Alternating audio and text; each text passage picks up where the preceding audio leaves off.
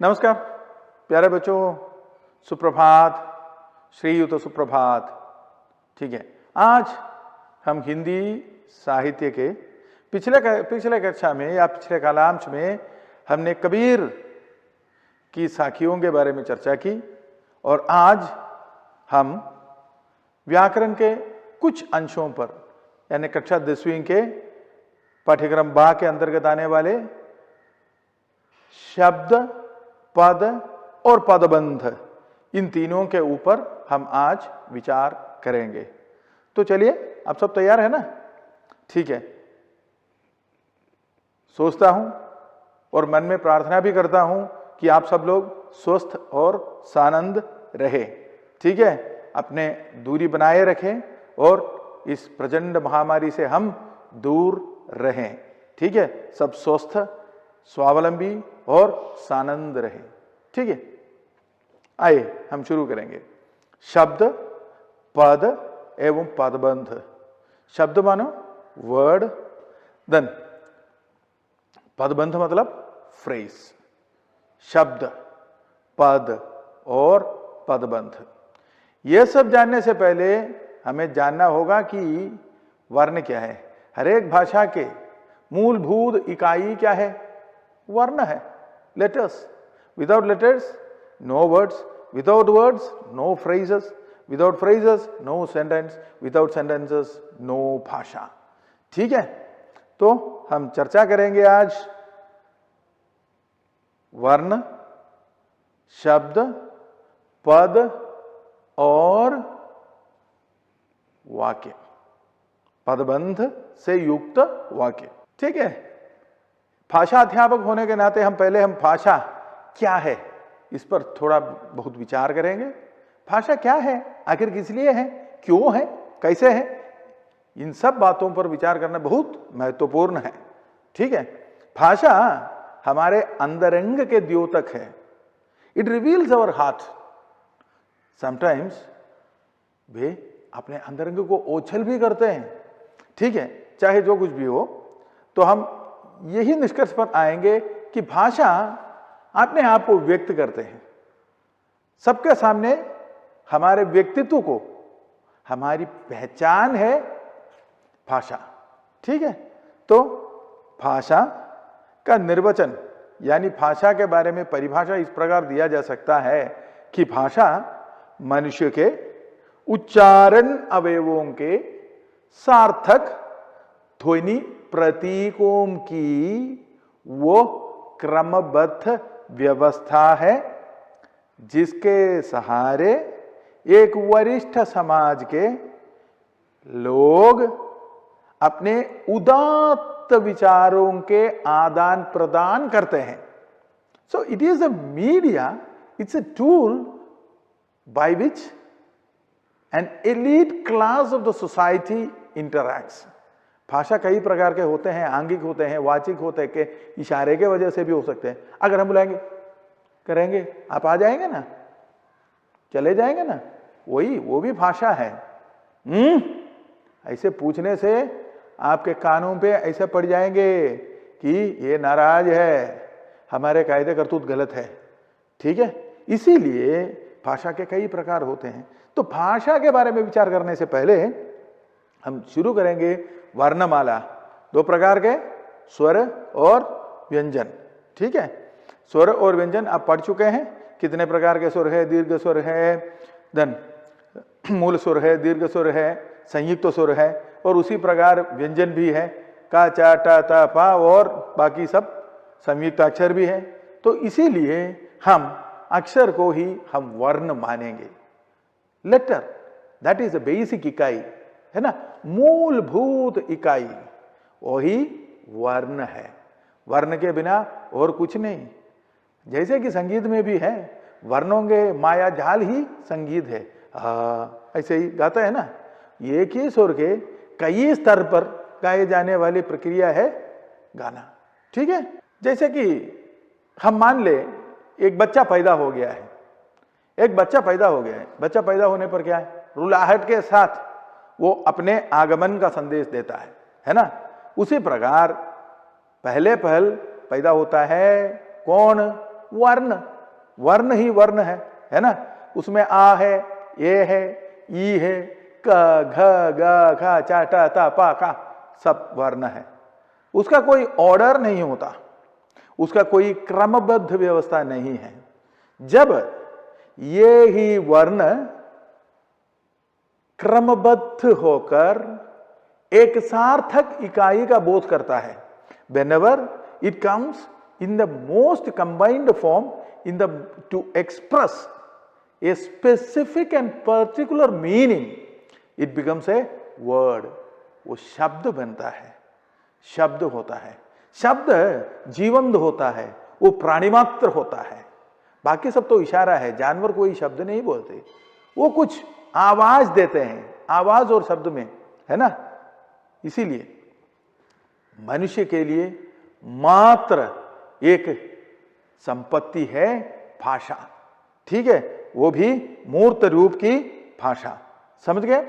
तो हम माने कि एक या अधिक वर्णों या ध्वनियों से बनी सार्थक इकाई शब्द कहलाती है।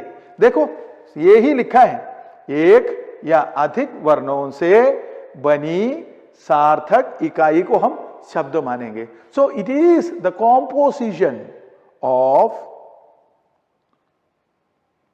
सम letters in the most meaningful manner. ठीक है, सभी सार्थक होना चाहिए। शब्द जो है दो प्रकार के माने जाते हैं, सार्थक और निरर्थक। वर्णों के उल्टा पुल्टा जोड़ना निरर्थक है, लेकिन सार्थक शब्द को ही व्याकरणिक कोटि पर महत्व दिया जा सकता है। आखिर व्याकरण क्या है? व्याकरण is the constitution of language, that is the constitution. कायदा कानून होता है हर एक आदमी का। तो ये जो बच्चा अभी पैदा हो गया है ना, वो थोड़ा बड़ा हो गया, और वो बच्चा कौन बन गया? ये छोटे शिशु से लेकर वो बच्चा बन गया। वो अपने आप उठ गया, थोड़ा थोड़ा चलना शुरू कर दिया, तो अपनी बातें करना भी शुरू कर दिया। तो हम क्या है ये बताएंगे कि वर्ण शिशु है तो शब्द बालक है, बच्चा है, बच्चा। ठीक है, समझ गए ना? तो हम कह सकते हैं क्या है, एक या अधिक, एक नहीं है, एक से अधिक वर्णों के सम्यक मेल से क्या बन जाता है? शब्द बन जाता है, जिसका एक अर्थ होता है, जिसका एक अर्थ होता है, means which means the power, word power, उसका पावर होता है ना, थोड़ा बहुत शक्ति होता है। तो इसीलिए शब्द में एक या अनेक वर्णों के सम्यक एवं उचित संयोजन होता है। जैसे आप देख सकते हैं, इधर देखो, शब्द एक या अनेक वर्णों के संयोजन से बनते हैं, जैसे नल, हम, गगन, खटमल वगैरह।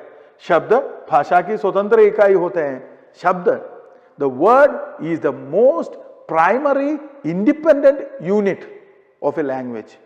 ओके, शब्द क्या है? वो एक सबसे छोटा स्वतंत्र, सबसे छोटी स्वतंत्र इकाई है। किसकी? भाषा की। भाषा की सबसे छोटी स्वतंत्र इकाई है और सार्थक भी है शब्द। ठीक है, सार्थक इकाई है शब्द। तो हमने जाना बच्चों कि वर्ण क्या है? वर्ण मात्र लेटर्स, उसके आगे क्या बन गया? शब्द बन गया, वर्णों से बढ़कर शब्द बन गया। तो एक शिशु जहां कहीं रोते थे, कहीं कहीं दो के पीछे यही वही रेंगे रहते थे, वो रेंगते थे, वो उड़ गया और आगे बढ़कर वो अपने आप चलने लायक हो गया और अपने पैरों में खड़ा हो गया। यह बहुत महत्वपूर्ण बात है, अपने पैरों में खड़ा होना। अपने पैरों में, जो अपने पैरों में खड़ा नहीं होते वो स्वतंत्र नहीं हो सकते। ठीक है, महात्मा गांधी ने इसके लिए एक अच्छे से शब्द प्रयुक्त किया। कौन सा शब्द है वो है स्वाधीनता। शब्दों की स्वाधीनता होनी चाहिए, वो अपने अधीन होना चाहिए। इसीलिए उनके एक क्या है, एक शक्ति की सीमा भी होती है, उनके लिए शक्ति की सीमा भी होती है। समझ गया? तो हम बच्चों, हमने जाना कि वर्ण भाषा की सबसे छोटी इकाई है और वर्णों से बने सार्थक शब्द भाषा की सबसे छोटी इकाई है। अभी हम बात करेंगे पद की ओर। हम शिशु के बारे में बात किया ना, शिशु ऐसे ये माँ बाप के लाडले होते हैं, प्यारे होते हैं, नन्हे होते हैं, मुन्ने होते हैं, सब कुछ है। और शिशु बढ़ गया, बड़ा हो गया, घुटने पे आया, अपने पैरों पे खड़ा हो गया। तो क्या हो गया? अपने पैरों में वो अपने बलबूते पे खड़ा होना सीख लिया। तो क्या हो गया? वो शब्द हो गया। और शब्द और बच्चे को क्या करना चाहिए?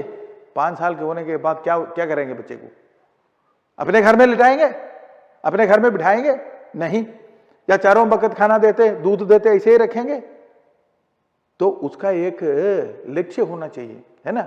There should be a name and objective in the life. तो वर्ण बन गया शिशु, शब्द बन गया बच्चा, और बच्चा जब स्कूल में भर्ती हो जाता है तो वो क्या बनता है? छात्र बनता है। छात्र बनता है, वही उसका परम लक्ष्य है, वही उसका जिंदगी का पहला माइलस्टोन है, वो मील का पत्थर है। पहले मील का पत्थर वही है, स्कूल, है ना? जितने अभी तक जिस जिंदगी बिता रहे थे, जिस जिंदगी में वो रहे थे, वो सब एकदम बदल गया। क्यों? घर में वो अपने आप मनमर्जी कर सकते हैं। बच्चा अगर कुछ भी करे, कोई पूछने लायक भी नहीं होते, है ना? और शिशु हो गया और बच्चा हो गया। जब वो स्कूल में आ गया तो उसका एड्रेस चेंज हो गया, उसका पता चेंज हो गया। उसको पता चल गया कि वो कौन है। ठीक है, वो मात्र शिशु या बच्चा नहीं, वो एक नागरिक बनने लायक एक छात्र है। छात्र है, समझ गया? एक छात्र है, छात्र बन गया। छात्र बन गया मतलब क्या है? उसको कायदे कानून का पालन करना पड़ेगा। स्कूल में आ गया, विद्यालय में आ गया, तो वहां पे कायदे कानून होते हैं। अपने आप मनमर्जी करके ऐसे चले जाते, इधर उधर घूम सकते हैं, नहीं तो दौड़ सकते, नहीं हो सकते। उसको कायदे कानून का पालन करना पड़ेगा। देखो, यही है, समझे? यही कायदे कानून होते हैं जो बहुत, तो विद्यालय में कायदे कानून होते हैं जो पालन करने लायक है। तो हर एक छात्र का, बच्चा का नहीं, विद्यालय में भर्ती होने के बाद वो छात्र हो गया, विद्यार्थी हो गया, जो विद्या के लिए अध्ययन करते हैं। तो उसके जीवन का लक्ष्य है ज्ञानार्जन। तो इसलिए वो मान गया। तो क्या हो गया? वो शब्द जब स्कूल में आ गया तो पद बन गया। उनके ऊपर बहुत सारे व्याकरणिक नियम लागू हो जाते हैं। व्याकरण मतलब क्या है? कायदे कानून है। तो कौन सा कायदे कानून है? उसको सही समय पर स्कूल पे आना होगा, सही समय पे आना पड़ेगा, यूनिफॉर्म पहनना पड़ेगा, किताब लाना पड़ेगा, पढ़ना पड़ेगा, अध्यापक जो भी पूछा जाता है उसका उत्तर देना भी पड़ेगा। इसीलिए वो उत्तरदायी है। उसकी जिंदगी में उत्तरदायी तो भी आ गया। सो क्या हो गया? लेटर जब आया था, जब वर्ण था तो शिशु, वर्ण जब शब्द बन गया तो क्या है? वो बच्चा बन गया। बच्चा जब स्कूल में भर्ती हो गया तो पद बन गया, है ना?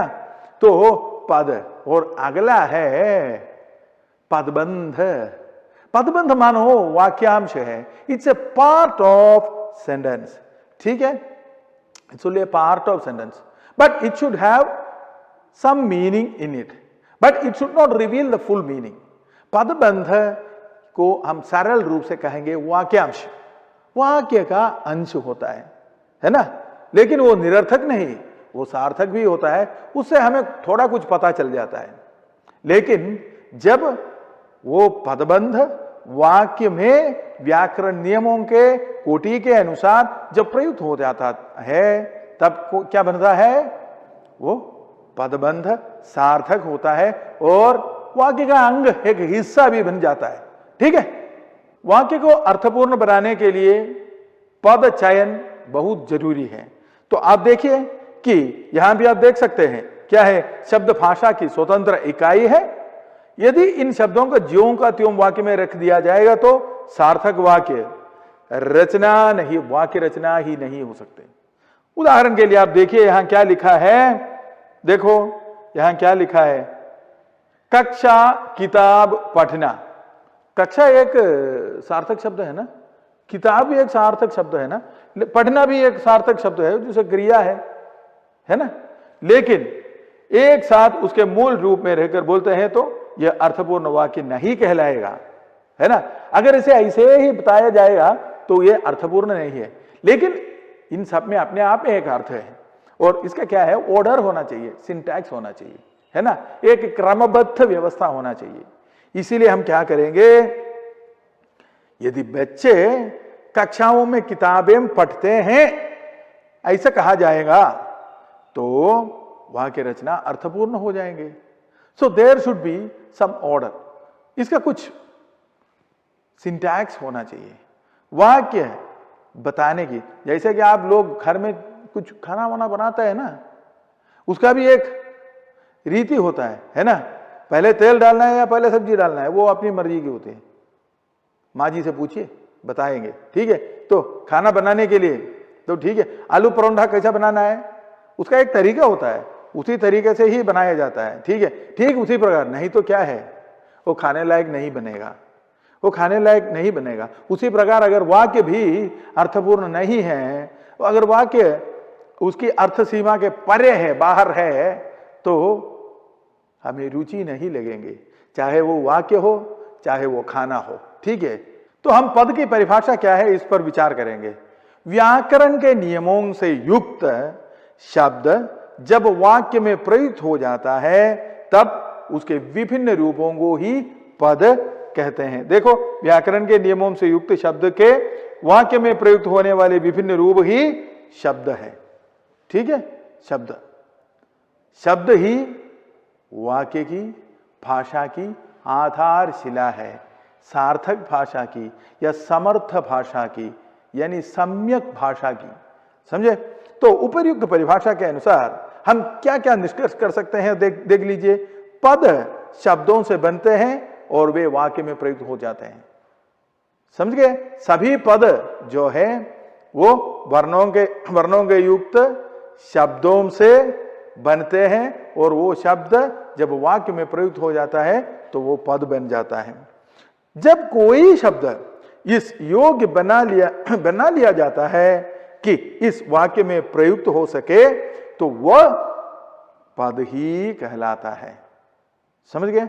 when it is equipped with all the qualities, that means when it is governed by all the rules and regulations of grammar, when it is applicable, whenever the grammatic rules are applicable on a particular word, it becomes a good भाषा में प्रयुक्त होने लायक पद।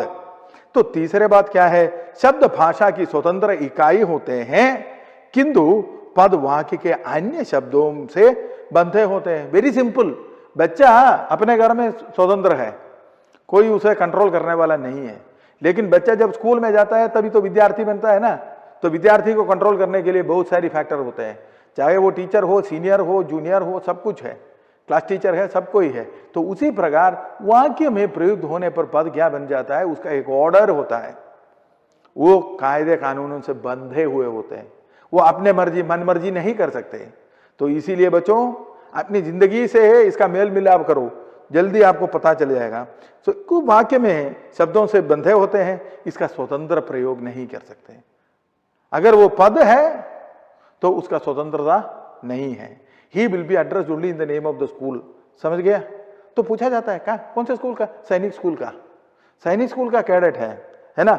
मान लो मोहन सैनिक school में भर्ती हो गया तो उसके लिए तो रोल नंबर आ गया ना, तो रोल नंबर भी आ गया तो उसका नाम कैडेट के रूप में चेंज हो गया, तो उसके बाद उसका वर्दी भी मिल गया। तो इस हिस्से में यह सब कायदे कानून से बंधे हुए होते हैं।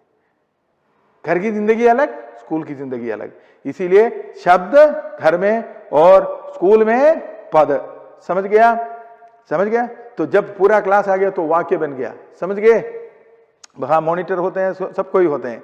एक ही शब्द में विभिन्न प्रत्यय जोड़कर अनेक शब्द बनाए जाते हैं, एक ही मूल शब्द में, ये एक ही प्रक्रिया में हम क्या है जोड़े जाते हैं, है ना। सभी सब्जेक्ट ऐड करते हैं ना। उसी प्रकार क्या करते हैं, देखो ये देखो, जैसे है एक शब्द है चल शब्द के साथ, यानी चल शब्द एक मूल क्रिया का मूल रूप है ना। उसके साथ ना, चलना, चलता, चलते, चलेंगे, चलते रहते थे, ऐसे ही आते हैं। है ना, उसी प्रकार उसमें चेंज भी आ सकते हैं। देखो अगला है वाक्य में प्रयुक्त पदों के खंड किए जा सकते हैं। पदों में से प्रत्यय हटाकर उन्हें पुनः शब्द बनाया जा सकता है ना। शब्द जब वाक्य में प्रयुक्त होता है तो पद बन जाता है, तो उसी प्रकार उसी शब्द को हम अलग करके उनके प्रत्ययों से अलग करके रखे तो वो क्या हो जाता है, फिर से शब्द बनता है। Very simple. चलना एक क्रिया है ना, चलता है यानी तो चलता वो एक पद है ना, चलता है ना। राम चलता है, चलता है, राम आगे इसलिए चलता है, ठीक है। सीता चलती है, तो क्या करेंगे, चल नामक सेम शब्द है ना, शब्द है, लेकिन वो चल है वाक्य में आ गया तो राम के कारण थोड़ा बहुत गड़बड़ हो गया है ना। चलता है और सीता आ गया तो चलती है, समझ गए। तो ये पद होता है, इनका नियम ऐसा है क्योंकि इसको कुछ पालन करना पड़ेगा। राम आने पर, राम के साथ आने पर उनके हिसाब में कुछ नियम का पालन करना पड़ेगा। सीता जब आ गई तो उनके अपने कायदे कानून है, तो क्या हो गया, उसके अनुसार बदलाव आ गया। लेकिन उसी पद चलता उसको हमने हटा दिया और उसमें से वो ता भी हटा दिया, तो क्या बन गया, चल बन गया ना, फिर से वो शब्द है, समझ गए। तो शब्द के साथ कोई अटैचमेंट नहीं होता, ठीक है, वो स्वतंत्र है, इट इज वायबल, कुछ भी कर सकता है, तोड़ा जा सकता है, मोड़ा जा सकता है, शब्द को और टुकड़ा किए तो वर्ण बन जाएगा।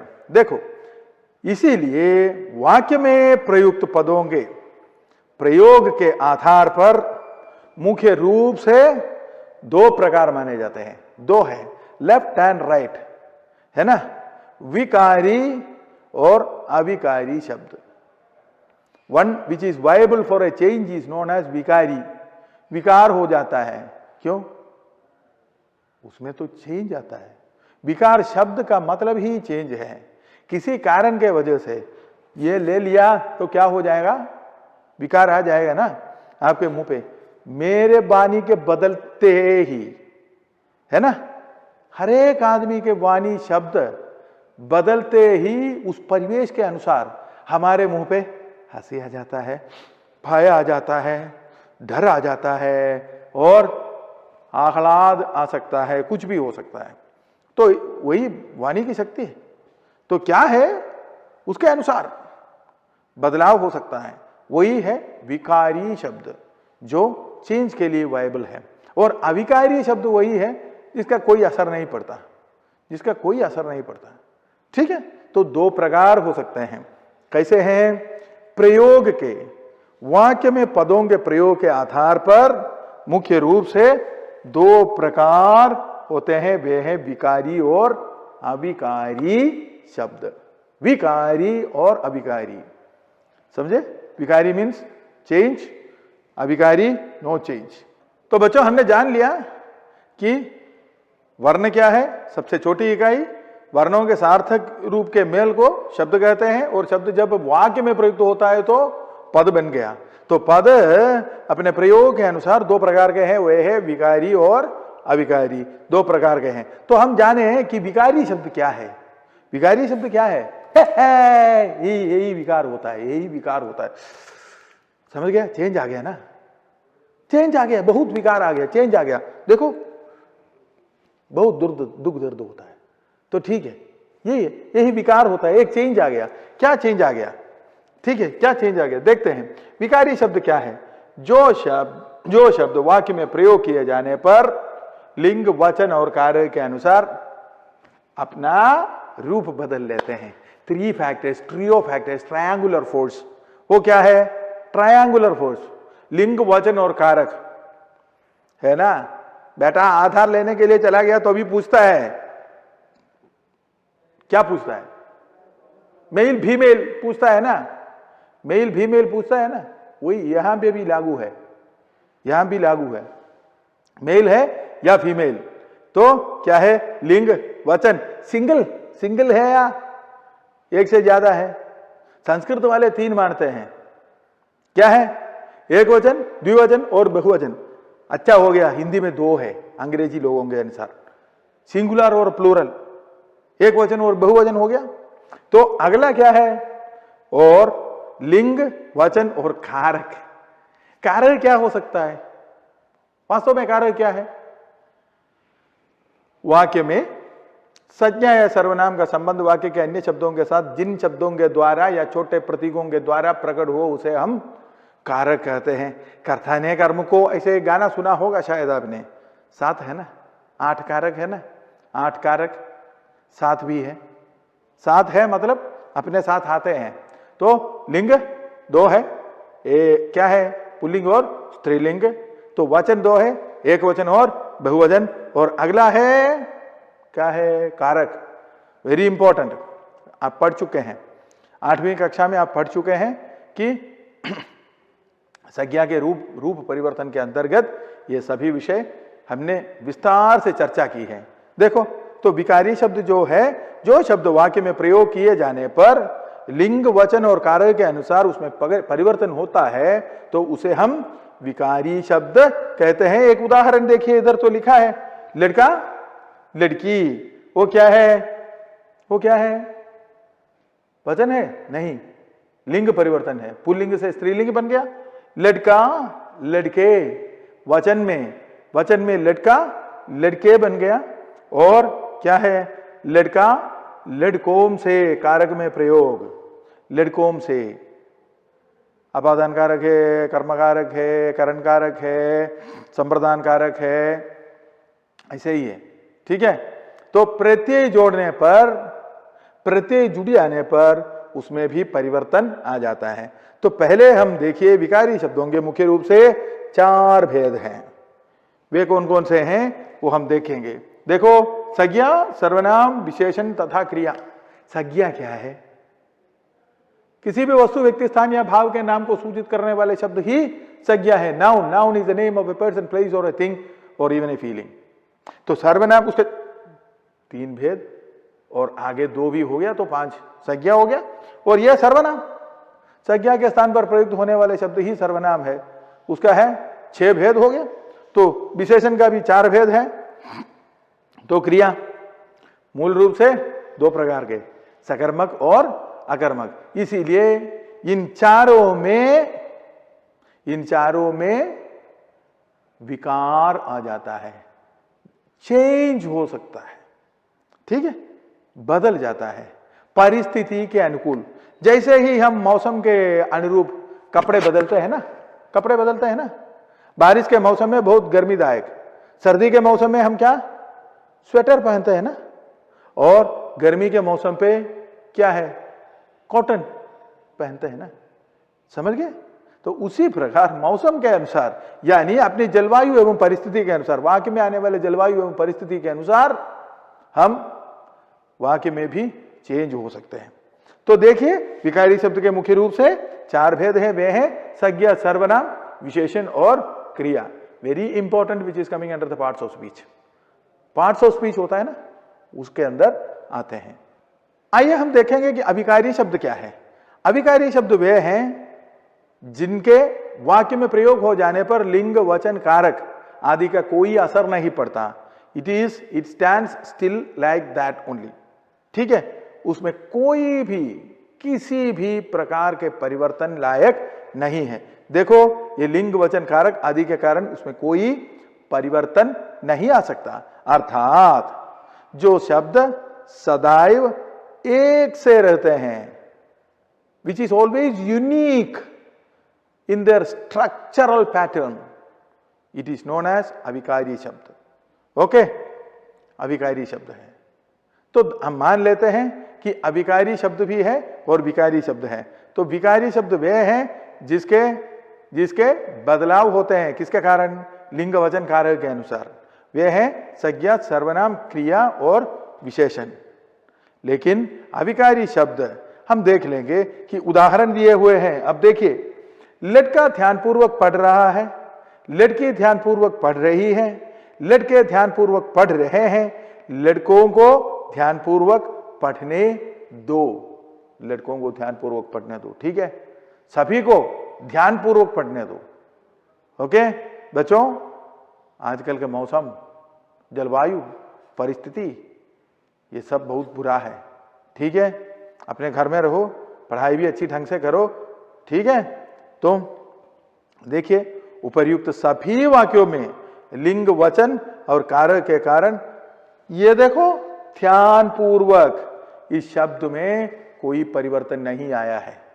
ठीक है, नहीं तो क्या है, लड़का चलता है, लड़की चलती है, लड़के चलते हैं, लड़कों को चलने दो, ऐसा ही हो सकता है। लेकिन यहां तो कोई परिवर्तन नहीं आया है। क्यों? उपर्युक्त सभी वाक्यों में लिंग, वचन, कारक आदि का कोई परिवर्तन नहीं, बिल्कुल नहीं आया है। वो ध्यानपूर्वक, कहां पे? ध्यानपूर्वक शब्दों में कोई परिवर्तन नहीं आया, इसीलिए ध्यानपूर्वक शब्द को हम अविकारी मानते हैं।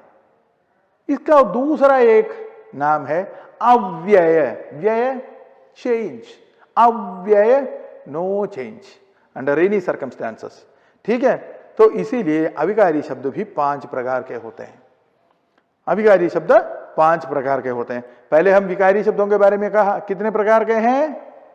4। सही है, 4 है पक्का। देखो और एक बार, संज्ञा, सर्वनाम, विशेषण, क्रिया, 4 है ना। तो यहां हो गया 5 हो गया। वे कौन कौन से हैं? क्रिया विशेषण, संबंध बोधक, समुच्चय बोधक, विस्मयादि बोधक और निपात। ये 5 प्रकार के हैं, जो है वो संस्कृत के व्याकरण नियमों से अधिष्ठित है, हिंदी के व्याकरण भी। ठीक है, तो दोबारा हम कहते हैं क्रिया विशेषण, संबंध बोधक, समुच्चय बोधक, विस्मयादि बोधक और निपात। मान लिया ना। तो देखिए, और हम देखते हैं कि पद 2 प्रकार के होते हैं, वे हैं विकारी और अविकारी। विकारी शब्द 4, विकारी शब्द की कोटि में 4 प्रकार के भेद आते हैं। वे हैं संज्ञा, सर्वनाम, विशेषण, क्रिया। और अविकारी शब्द के अंतर्गत 5 भेद आते हैं।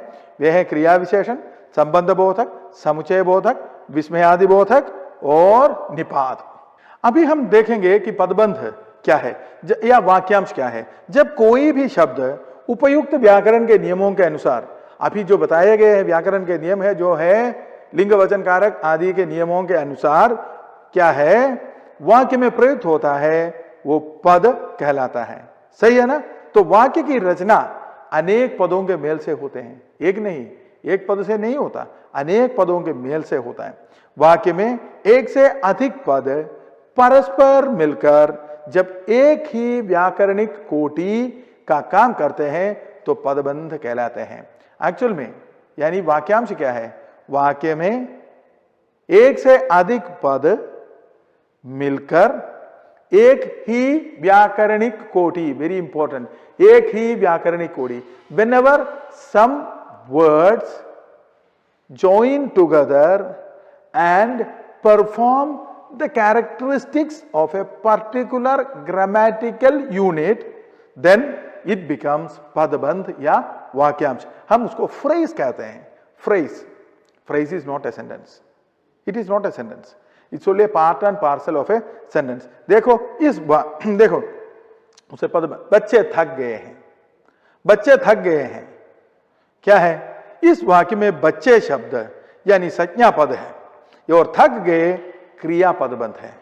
बच्चा तो संज्ञा पद है और थक गए हैं वो क्रिया पदबंध है। यदि इस वाक्य में संज्ञा से पूर्व कुछ और शब्द हम जुड़े हैं तो क्या नया वाक्य बनेगा कि सुबह से प्रतीक्षा कर रहे बच्चे थक गए हैं।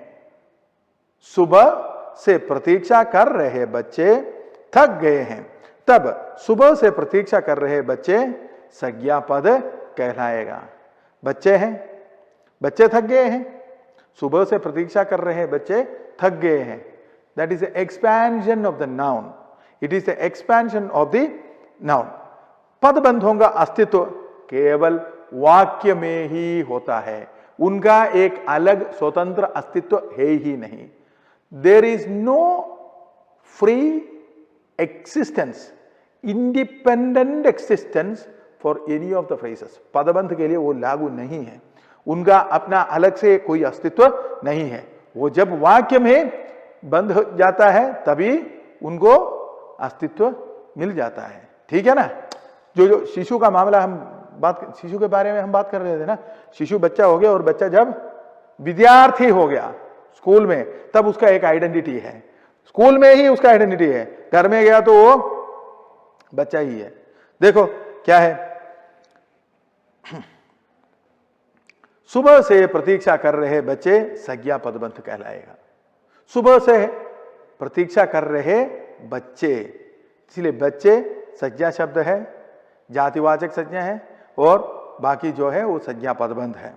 देखो पदबंधों का अस्तित्व केवल वाक्य में ही होता है, वाक्य से बाहर पदबंधों की संकल्पना नहीं की जा सकती, क्योंकि पदबंध का निर्माण पदों से होता है और पद वाक्य में प्रयुक्त शब्दों को ही कहते हैं।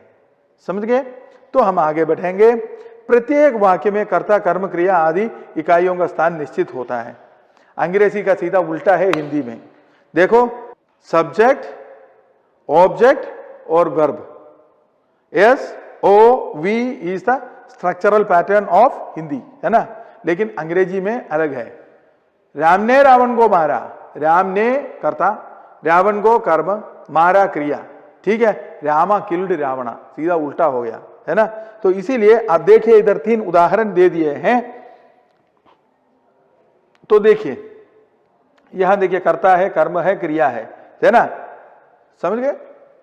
तो लड़की कार्य कर रही है, आपकी लड़की अपना कार्य कर रही है, आपकी बड़ी लड़की अपना विद्यालय का कार्य कर रही है।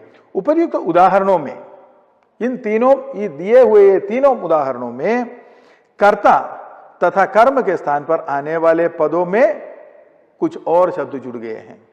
ठीक है, वाक्य में लड़की शब्द का प्रयोग किया है ना।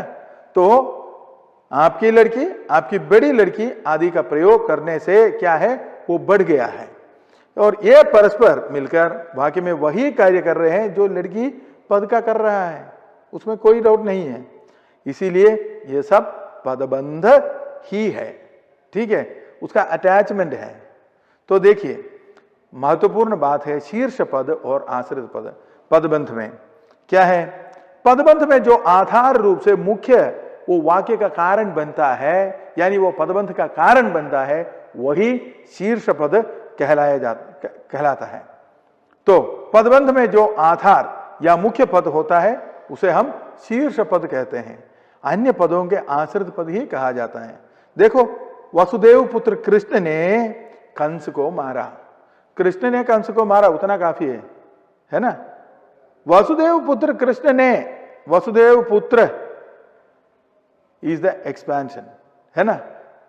वो किसका एक्सपेंशन है, कृष्ण जो है संज्ञा है, कर्ता है, उसका एक्सपेंशन। हाँ कारक भी है, कृष्ण ने कर्ता कारक है। तो इसीलिए यहां वसुदेव पुत्र कृष्ण एक पदबंध है, इसका मुख्य पद है कृष्ण है, क्योंकि यहां कृष्ण पद को अगर इस वाक्य से हम हटाया जाए तो वाक्य का अर्थ व्याकरणिक कोटि पर नहीं है। ठीक है, तो उसका पूरे अर्थ प्राप्त करने के लिए इन सब का सम्यक रूप से मेलजोल होना जरूरी है। इसमें हम देख सकते हैं कि कृष्ण इस वाक्य का मुख्य पद या शीर्ष पद है और बाकी वसुदेव पुत्र उसका आश्रित पद है। One is subsidiary, one is the main. Krishna is the main and the other one is the subsidiary part, जिसे हम पदबंध के अंतर्गत माने जाते हैं। पदबंध के भेद कितने हैं वो उस पर हम विचार करेंगे। पदबंध वाक्य में पदबंध कभी संज्ञा के प्राकार्य करते हैं, प्राकार्य मतलब फंक्शन करते हैं। तो कभी सर्वनाम का, कभी कभी विशेषण का, तो कभी क्रिया का। इन्हीं प्राकार्यों के आधार पर पदबंधों के 5 भेद माने जाते हैं। मान लो एक स्टार के 5 साइड होता है ना, 5 साइड होते हैं, 5 कोने होते हैं ना। एक सितारे के 5 कोने होते हैं ना, है ना। ऐसे ही होता है ना, 1 2 3 4, 5, इतना हो गया ना, ये 5 हो गया ना। तो देखिए संज्ञा, सर्वनाम, विशेषण, क्रिया और अंत में अव्यय, उसको एक ही कोटि के अंदर लाया गया है। मूल रूप से उसके अंदर क्रिया विशेषण पदबंध ही आता है। ठीक है, तो इसीलिए विकारी कितने हैं? विकारी 4 है और अविकारी 1। ठीक है, वही 1 है, अंदर 5 आते हैं। ठीक है, उस पर हम विशद रूप से चर्चा करेंगे। आइए हम देखते हैं बच्चों कि संज्ञा पदबंध क्या है। जो पदबंध वाक्य में संज्ञा का काम करता है, संज्ञा के कार्य संपन्न करते हैं, उन्हें हम संज्ञा पदबंध माने जाते हैं। क्या है? इन पदबंधों में एक पद संज्ञा होना जरूरी है, उन्हें हम शीर्ष पद मानते हैं और बाकी उनके आश्रित पद होते हैं। प्रायः सामान्य तौर पर ये जो है, इनका जो एक्सटेंशन है, जो पदबंध वाला एक्सटेंशन है, वो संज्ञा से पहले यानी शीर्ष पद से पहले ही आ जाता है। ठीक है, तो हम देखते हैं, झूठ बोलने में माहिर राकेश सबको धोखा देता है। अरे राकेश सबको धोखा देता है, इतना ही काफी है। लेकिन राकेश का जो है एक्सपेंशन है, उनके जो विशेषण है, क्या है ये? झूठ बोलने में माहिर राकेश सबको धोखा देता है। तो राकेश इसमें शीर्ष पद है और ये जो है झूठ बोलने में माहिर राकेश, वही संज्ञा पदबंध बन जाता है। और अगले हम देखते हैं कि सर्वनाम पदबंध क्या है। सर्वनाम पदबंध सर्वनाम के स्थान पर प्रयुक्त होने वाले पदबंध को ही हम सर्वनाम पदबंध कहलाते हैं। संज्ञा पदबंध के विपरीत सर्वनाम पदबंध में शीर्ष पद कई बार आश्रित पदों से पहले आ जाते हैं। देखो हिंदी में सर्वनाम पदबंधों का प्रयोग बहुत सीमित है, वेरी लिमिटेड है। ये देखिए, देखो आपके मित्रों में से कोई तो सामने आए, पहले हम देख लेंगे। झूठ बोलने में माहिर, पहले वाक्य में हम देख चुके हैं, जो संज्ञा पदबंध है उसमें देख चुके हैं, झूठ बोलने में माहिर राकेश। वो झूठ बोलने में माहिर वो पदबंध है, जो आश्रित पदबंध है, वो किसके साथ? शीर्ष पद आश्रित पद शीर्ष पद राकेश के साथ जुड़ गया, जो राकेश से पहले था। लेकिन यहां आप देख लीजिए, आपके मित्रों में से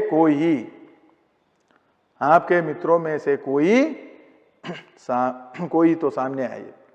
वह बेचारी और क्या करती? वो बेचारी और क्या करती? वो क्या करती? वो बेचारी और क्या करती? समझ गया? तो संज्ञा में पहले और सर्वनाम में बाद में, ठीक है, पदबंध आते हैं। आइए हम जाएंगे तीसरे भेद पर, वो है विशेषण पदबंध। विशेषण क्या है? संज्ञा है सर्वनाम की विशेषता बताने वाले शब्द ही विशेषण है, यानी कर्ता की विशेषता जिन शब्दों के द्वारा प्रकट हो वही विशेषण है। An adjective is a word which qualifies or glorifies a noun or a pronoun that is a subjective part। देखो, तो विशेषण स्थान के यानी विशेषण के रूप में जिस पदबंध का प्रयोग किया जाता है वही विशेषण पदबंध है। विशेषण पदबंध प्रायः संज्ञा या सर्वनाम की विशेषता बताने के लिए ही प्रयुक्त किए जाते हैं। कई बार इसका स्वतंत्र प्रयोग भी हो सकता है। देखो, इन पदबंधों के शीर्ष पद विशेषण तथा आश्रित पद क्या बन जाता है? प्रविशेषण। जो विशेषण की विशेषता बताए जाए वही प्रविशेषण है ना? वही है, जैसे घर के कोने में बैठा हुआ व्यक्ति उसका पिता है। समझ गया? तो उसी प्रकार देखिए, जयपुर जाने वाली गाड़ी आ चुकी है। गाड़ी आ चुकी है, जयपुर जाने वाली गाड़ी आ चुकी है। ठीक है, वही है। गाड़ी यहाँ की संज्ञा है ना?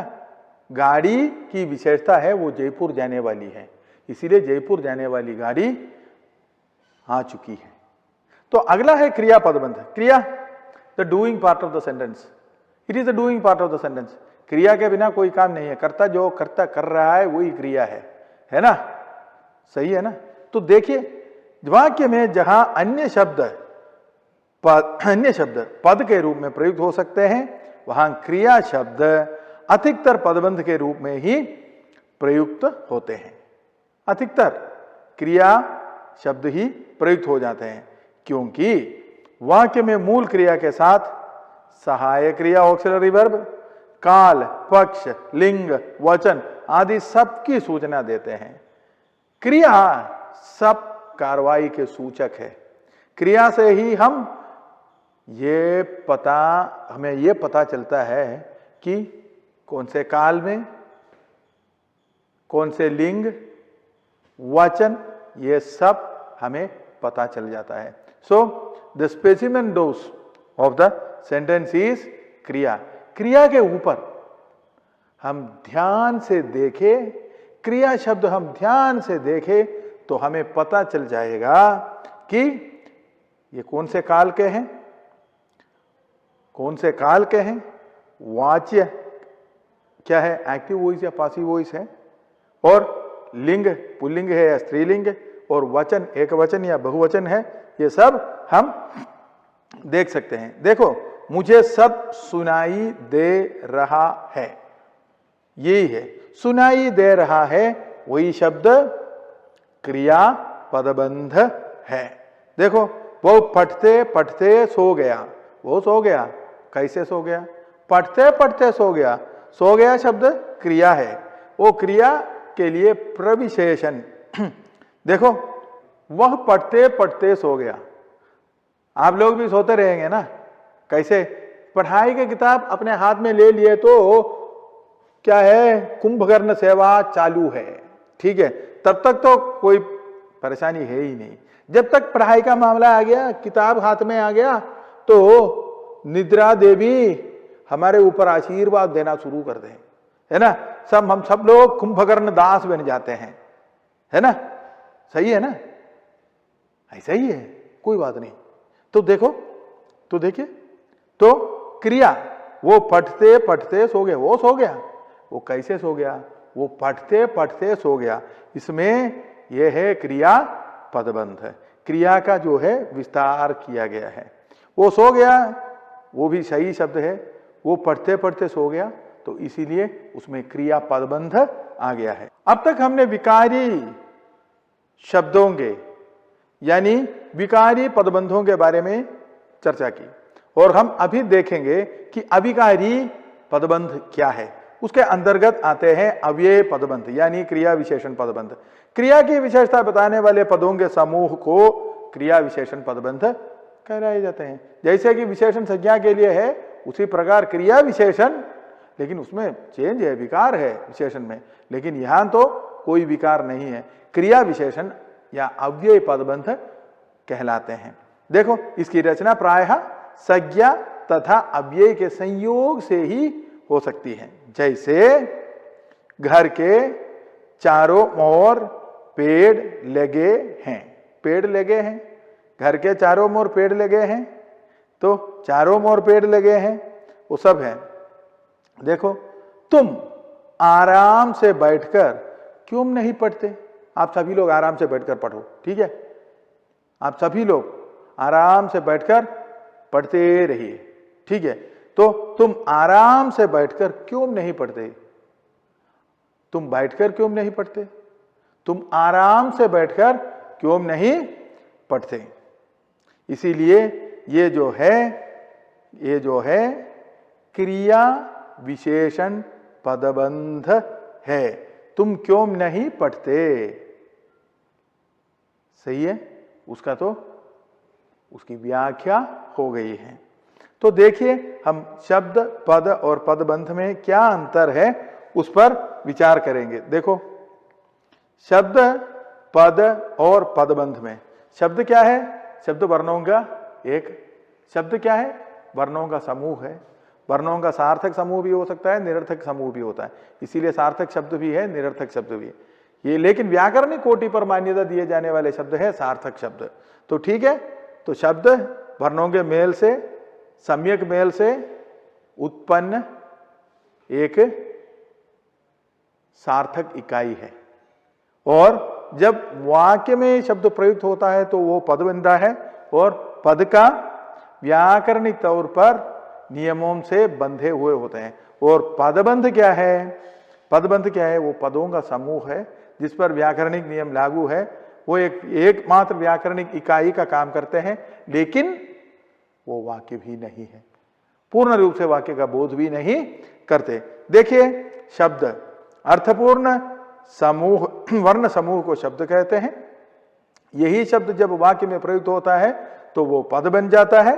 तो पदों का समूह जिसका एक अर्थ निकलता है पदबंध कहलाता है, वाक्यांश भी कहला जाता है।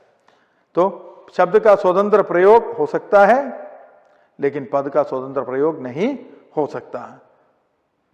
और पदबंध के लिए भी या वाक्यांश का भी केवल अस्तित्व, एक्सिस्टेंस, वाक्य में ही हो सकता है।